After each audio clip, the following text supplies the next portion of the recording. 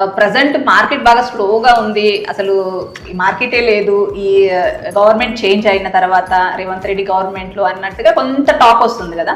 So అదే ఎంతవరకు నిజమో అంటే మీరు ఇప్పుడు ఇంత ఫాస్ట్గా వెళ్తున్నారు, ఇంత ఫాస్ట్ సేల్స్లో ఉన్నారు కదా.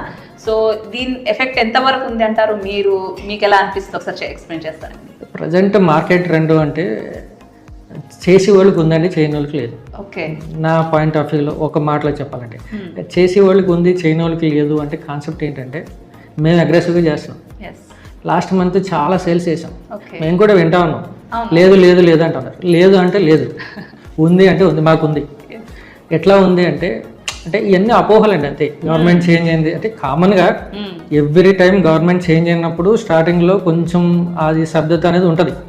తర్వాత లేటర్ ఆన్ స్లోగా అది దాన్ని బ్యాక్అవుట్ నడుస్తూనే ఉంటుంది అది.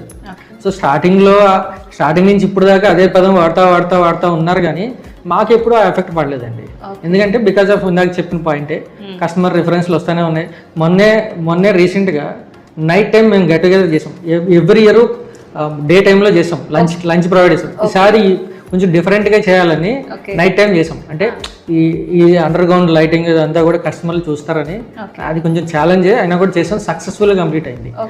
దగ్గర 600 నుంచి 700 మెంబర్స్ వచ్చారు. వచ్చారు. ఆ వీడియోస్ కూడా ఉన్నాయండి, కావాలంటే ఒక ఫుటేజ్ మీరు చూపించండి కస్టమర్స్కి. దేర్ చాలా హ్యాపీగా ఫీల్ అయ్యారండి.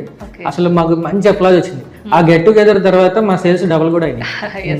సో మార్కెట్ అన్నారు కదా, మార్కెట్ ఏం లేదండి. చేస్తే ఉంది, చేయని వాళ్ళకి లేదు. ఇంకొకటి ఏంటంటే హ్యూజ్ డెవలప్మెంట్ నడుస్తుందండి గ్లోబల్గా. హైదరాబాద్ గ్లోబల్గా రికగ్నైజ్